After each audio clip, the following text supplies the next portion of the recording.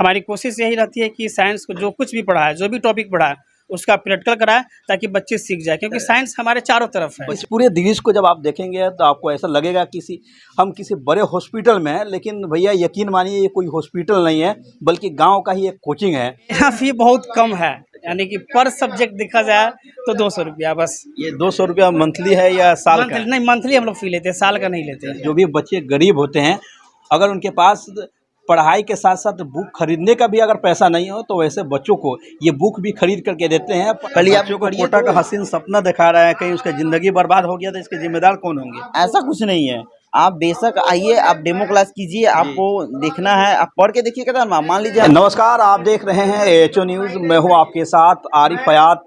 इस वक्त हम मौजूद हैं पूर्वी चंपारण के ढाका प्रखंड अंतर्गत बड़ेवा गांव में, जहां पे इकरा साइंस क्लासेज एक ग्रामीण क्षेत्र में ये कोचिंग है जो सोशल मीडिया पे काफ़ी चर्चित भी है।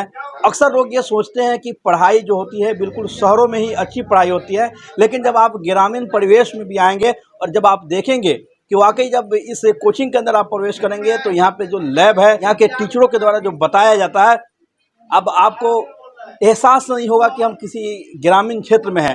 पीछे की तस्वीर हमारे सहयोगी एक एक करके दिखाने की कोशिश करेंगे। आपके दिमाग में आखिर सबसे पहले ख्याल कैसे आया कि इतने बड़ी सुविधा के साथ इस काम को किया जाए? सबसे बड़ी बात ये कि जो गांव के जो बच्चे होते हैं ना, उसको एक अच्छा यानी कि अच्छी संस्था नहीं मिल पाती है। दूसरी बात यह है कि जो शहर के जो बच्चे होते हैं उनको सब कुछ मिल जाता है, फिर गांव के बच्चे कहीं ना कहीं पीछे रह जाते हैं। तो हमारे जहन में ख्याल आया कि क्यों ना इस चीज़ को गांव में ही किया जाए, बल्कि हम शहर में भी कर सकते हैं। और आज भी बहुत सारे ऑफर आते हैं शहर से भी कि आप यहाँ आए, बोले कि नहीं, जो गांव के बच्चे में जो कमी है उसको दूर किया जाए। कितनी कठिनाइयों का सामना करना पड़ा अब तक आपको? सबसे बड़ी बात यह कि यहाँ बच्चे जो है एजुकेशन को सही से समझते नहीं है।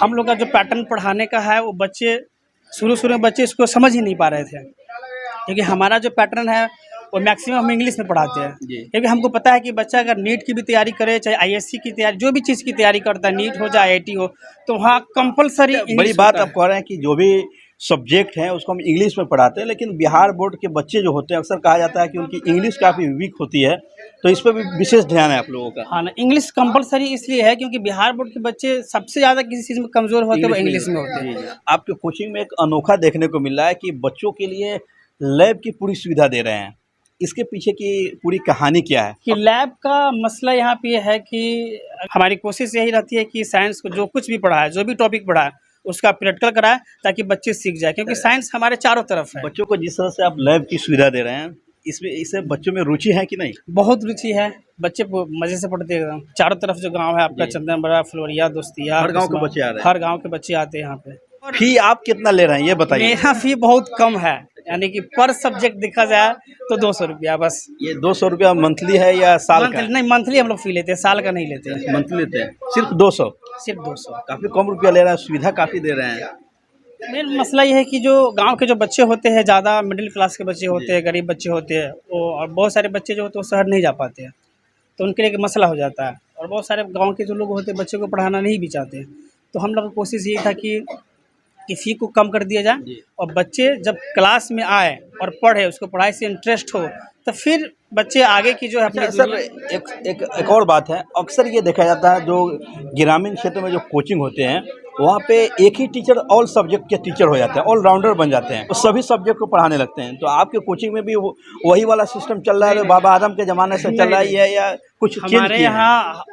देख, जैसे हम बायोलॉजी पढ़ाते हैं, देखिए सर है अभी आपको, यानी कि अरशद सर इंग्लिश पढ़ा रहे हैं, रमेश सर आपको मैथ पढ़ाते हैं, विष्णु सर आपको केमिस्ट्री पढ़ाते हैं। ऑल सब्जेक्ट के अलग अलग टीचर हैं? हर सब्जेक्ट के अलग अलग टीचर है और एक माहिर टीचर है। इतना सुविधा दे रहे हैं, इलाका के लोगों के अंदर कुछ तब्दीली आई है कि नहीं शिक्षा को लेकर? नहीं, बहुत तब्दीली आई। आप देखिए, कैमरा उधर घुमाइए, आप देखिए बहुत सारी जो लड़की जो है दूसरे गाँव से आ रही है, चंदन बड़ा से आ रही है, दोस्तिया से आ रही है, कहीं ना कहीं उन लोग को लग रहा है कि हमको जो मिलना चाहिए वो यहाँ पे मिल रहा है। अभी क्लास चल रहा है, कुछ बच्चे हैं, डायरेक्ट उनसे हम बातचीत करेंगे। क्या नाम हुआ बाबू? हिदायतुल्लाह। कहाँ घर है? बरेवा।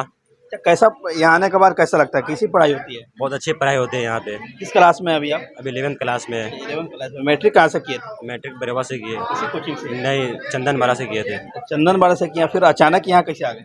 यहाँ पता चला कि बहुत अच्छी पढ़ाई होती है, इसलिए मैं यहाँ पे पढ़ने चला आया। अब यहाँ आने के बाद कैसा लगा, पढ़ाई कैसी होती है यहाँ? यहाँ बहुत अच्छा पढ़ाई होती है।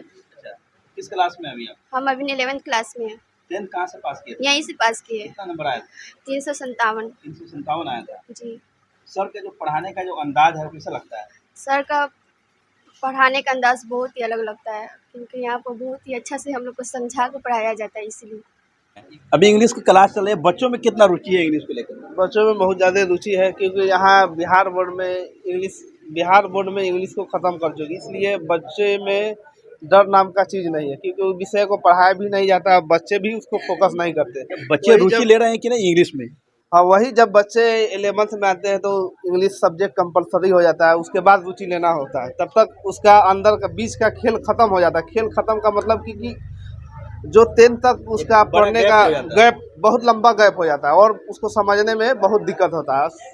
ग्रेजुएशन तक यहाँ हो जाता है, उसको इंग्लिश ना सही से पढ़ पाता, ना सही से लिख पाता, बोलने में भी कठिनाई होता है बिहार के अंदर जो इंग्लिश नहीं कंपलसरी होने की वजह से। क्या इन सब चीज़ों के दूरी को ख़त्म करने के लिए आप लोग का किस तरह का कदम है?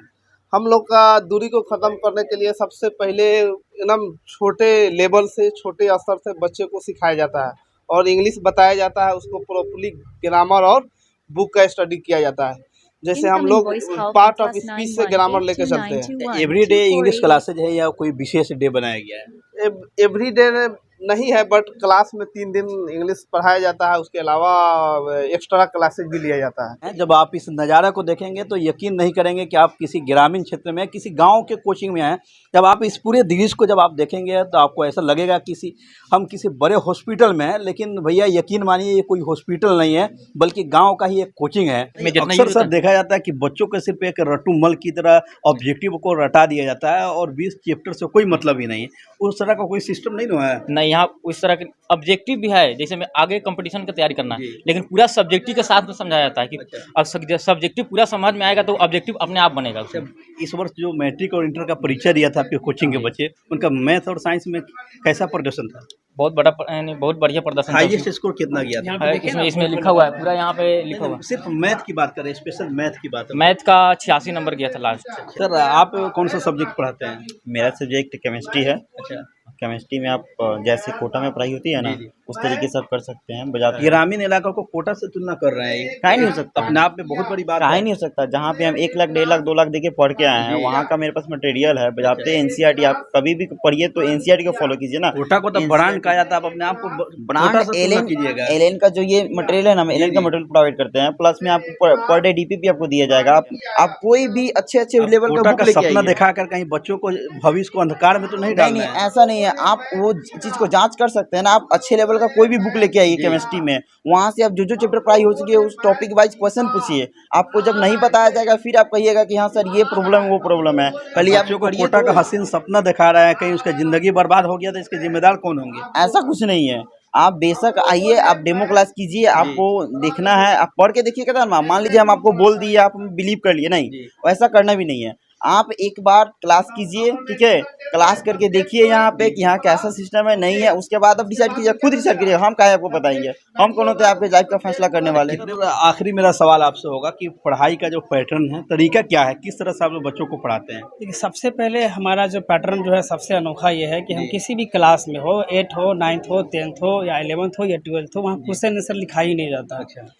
हमारा सोच ये है कि अगर जो भी टीचर जो भी हो, अगर कोई भी क्वेश्चन आंसर लिखवा रहे हैं बच्चों से, लिखवा के उससे रटवा के सुनते हैं, तो हमको लगता है कि यानी कि बच्चे को अपाहिज बना रहे हैं, उसको सिखा नहीं रहे, उसको अपाहिज बना रहे हैं। हम लोग क्या करते हैं कि हर एक टॉपिक वाइज क्लास लेते हैं और उसी टॉपिक वाइज हम लोग टेस्ट एग्जाम लेते हैं। ये हमारा पैटर्न है। दूसरा ये है कि हम लोग 80% इंग्लिश में पढ़ाते हैं। इंग्लिश में इसलिए बच्चे पढ़ाते समझ पाते हैं कि नहीं? नहीं समझ पाते हैं, इसलिए ना देख अरशद सर बताया कि हफ्ता में 3 दिन वो ग्रामर क्लास लेते हैं, फिर 1 घंटा रोज क्लास इंग्लिश का होता है। तो हम लोग सबसे ज़्यादा फोकस पहले इंग्लिश पे कर रहे हैं, क्योंकि बच्चे जब तक इंग्लिश पढ़ेंगे नहीं वो आगे वो कुछ नहीं समझ पाएंगे। फिर जो गरीब बच्चे हैं, जो चाहते हैं कि हमें वाकई पढ़ने में अच्छे हैं और लेकिन आर्थिक स्थिति उनकी काफ़ी कमज़ोर है, वैसे बच्चों के लिए कोई सुविधा रखे हैं कि सिर्फ कोटा का झुनझुना की घुमाइए? नहीं, उसके लिए सुविधा ये है कि फ्री ऑफ कोर्स हम लोग पढ़ाते हैं। Free of cost? Free of course. अगर उसकी दयनीय हालत सही नहीं है, चाहे यतीम बच्चे हैं, उसको हम लोग हर चीज़ प्रोवाइड कराते हैं। अगर उसको बुक चाहिए तो आप बुक लीजिए, आपको अगर किसी चीज़ की कमी है, पढ़ाई में किसी चीज़ की दिक्कत हो रही, वो भी लीजिए हमसे। बहुत बड़ी बात करें, free of cost free of. बहुत सारे बच्चों को हम लोग साइंस में यानी कि 11th 12th फ्री में पढ़ा रहे हैं। बुक वगैरह भी देते हैं? बुक वगैरह भी हम लोग प्रोवाइड करते हैं। अगर नहीं हो, जी। अगर वाकई में उसके पास उस लायक बच्चा हो जो अफोर्ड नहीं कर सकते हैं, तो उसके लिए हम लोग बुक देते हैं।